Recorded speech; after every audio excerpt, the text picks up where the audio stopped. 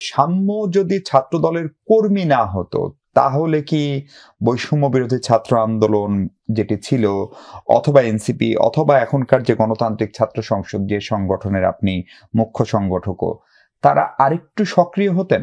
অথবা আজকে কেন ছাত্র দল আলাদাভাবে মিছিল করলো? সেই ঐক্যটা কি ছাত্র দলের নেতা মারা গেলে সেইখানে আপনারা সেটির এই জোরালো প্রতিবাদ করবেন না অথবা একটু মৃদু প্রতিবাদ করবেন? আচ্ছা, যে বিষয়টা আমি প্রথমে উল্লেখ করতে চাই, দেখুন সাম্য ভাই আমাদের ফ্যাসিবাদ বিরোধী আন্দোলনের দীর্ঘ সময়ের সহযোদ্ধা। আমাদের বিশ্ববিদ্যালয় ক্যাম্পাসগুলোতে যখন ফ্যাসিবাদ বিরোধী আমাদের আন্দোলনগুলো চলতো সেই সময় সাম্য ভাইয়ের মতো ছাত্র দলের অনেক নেতাকর্মীকেই কিন্তু আমরা সাথে পেয়েছি। সুতরাং সাম্য ভাই কখনোই আমার কাছে একজন ছাত্র দলের নেতা হিসাবে নয়, বরং সাম্য ভাই আমার কাছে পরিচিত হবেন আমার বিশ্ববিদ্যালয়ের বড় ভাই হিসেবে, আমার বিশ্ববিদ্যালয়ের সিনিয়র হিসেবে, এবং তিনি যেই গত ফ্যাসিবাদী আমলে ফ্যাসিবাদী বিরোধী আন্দোলনে সক্রিয় অংশগ্রহণ করেছিলেন সেই হিসেবে আমি সাম্য ভাইকে আসলে পরিচয় দিতে খুবই স্বাচ্ছন্দ্য বোধ করবো আর কি। এখন সাম্য ভাইয়ের যেই নির্মম হত্যাকাণ্ডটা সংঘটিত হয়েছে সেটার জন্য আমরা আন্তরিকভাবে ব্যথিত এবং আমরা কিন্তু দুঃখ প্রকাশ করেছি। আপনি দেখতে পেয়েছেন যে আমরা কিন্তু আসলে নিষ্ক্রিয় অবস্থায় আছি এরকমটা নয়।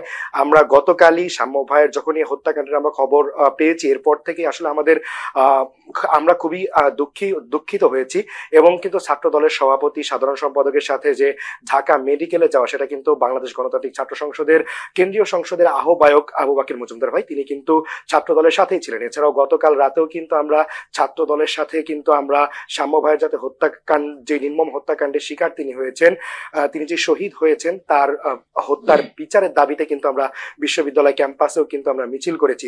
এছাড়াও গণতান্ত্রিক ছাত্র সংসদ কিন্তু সাম্য ভাইয়ের হত্যাকাণ্ডের বিচার এবং একটি নিরাপদ ক্যাম্পাসের দাবিতে কিন্তু আজকে ভিসি স্যার সহ সকলের সাথে কিন্তু স্মারকলিপি দিয়েছে এবং সবার সাথে আলোচনা করেছেন এবং আমাদেরকে বিশ্ববিদ্যালয় প্রশাসন সহ এখানে বিশ্ববিদ্যালয়ে একটি মিটিংও করেছে।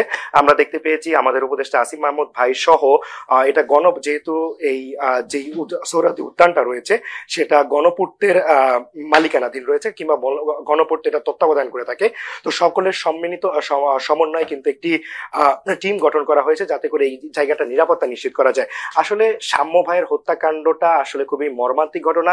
এরকম হত্যাকাণ্ড সংঘটিত হওয়া কখনোই আসলে কাঙ্ক্ষিত ঘটনা নয়, এটি একটি অনাকাঙ্ক্ষিত ঘটনা হিসাবে আমরা সাম্য যদি ছাত্র দলের কর্মী হতো অথবা সাম্যর এই হত্যাকাণ্ডের সঙ্গে তার রাজনৈতিক পরিচয়টাও কি একটা বড় ফ্যাক্টর হিসেবে কাজ করছে? আমরা দেখলাম কয়েকদিন আগে বেসরকারি বিশ্ববিদ্যালয়ের একজন শিক্ষার্থী মারা গেলেন, তিনিও ছাত্র দলেরই কর্মী। দেখুন, এখানে সাম্য ভাইয়ের সবচেয়ে বড় পরিচয় তিনি ফ্যাসিবাদ বিরোধী আন্দোলনের সম্মুখ সারির যোদ্ধা ছিলেন, তিনি আমাদের সহযোদ্ধা ছিলেন, এটা আমাদের কাছে সবচেয়ে বড় পরিচয়। তার চেয়েও বড় পরিচয় তিনি আমাদের বিশ্ববিদ্যালয়ের সিনিয়র ছিলেন। এটা এই পরিচয় দিতে আমরা সবচেয়ে বেশি স্বাচ্ছন্দ্য বোধ করবো। দেখুন, সাম্য ভাইয়ের যে নির্মম হত্যাকাণ্ড হয়েছে সেই হত্যাকাণ্ডে আমাদের হৃদয়ে রক্তক্ষরণ হয়। আমরা আসলেই ব্যথিত এবং আমরা দুঃখ প্রকাশ করতে চাই। আর তারপরে আমরা যেটা দেখতে পেয়েছি যে ছাত্র দলে তিনি কর্মী হিসাবে ছাত্র দলের একটা দায়িত্ব ছিল। ছাত্র দল এই জায়গাতে যে রাজনীতিটা আমরা দেখেছি তারা কিন্তু বিভক্তির রাজনীতিতে কিন্তু এক প্রকার চলে গিয়েছে। তারা সাম্য ভাইয়ের এই হত্যাকাণ্ডটা ব্যাপারে এক প্রকার রাজনৈতিক এজেন্ডা বাস্তবায়নে কিন্তু আসলে তারা রাজপথে নেমেছে। এইখানে সবচেয়ে বেশি জরুরি যেটা ছিল যে সাম্য ভাইয়ের হত্যাকাণ্ডের সাথে যারা জড়িত প্রত্যেককে যাতে যত দ্রুত সম্ভব আইনের আওতায় নিয়ে আসা হয় এবং যাতে করে আর কোনো সাম্যকে যাতে করে হত্যাকাণ্ডের শিকার না হতে হয়। আজকে সাম্য ভাই না হতে পারতো, সেখানে আমিও হতে পারতাম, যাতে করে সোহরাওয়ার্দী উদ্যান বিশ্ববিদ্যালয় ক্যাম্পাস সম্পূর্ণরূপে শিক্ষার্থীদের জন্য নিরাপদ হয়, গোটা বাংলাদেশ যাতে নিরাপদ হয় সেই জন্য আমাদের আসলে আওয়াজ তোলা দরকার ছিল। কিন্তু সেই জায়গায় আমরা লক্ষ্য করতে পেরেছি যে আসলে ভিসি প্রক্টর স্যারের পদত্যাগের দাবি করে এক প্রকার দ্বিধা বিভক্তির মধ্যে কিন্তু শিক্ষার্থীদেরকে পড়তে হয়েছে। সুতরাং এই জায়গাটাতে ছাত্র দলের আরো দায়িত্বশীল আচরণ করা দরকার ছিল।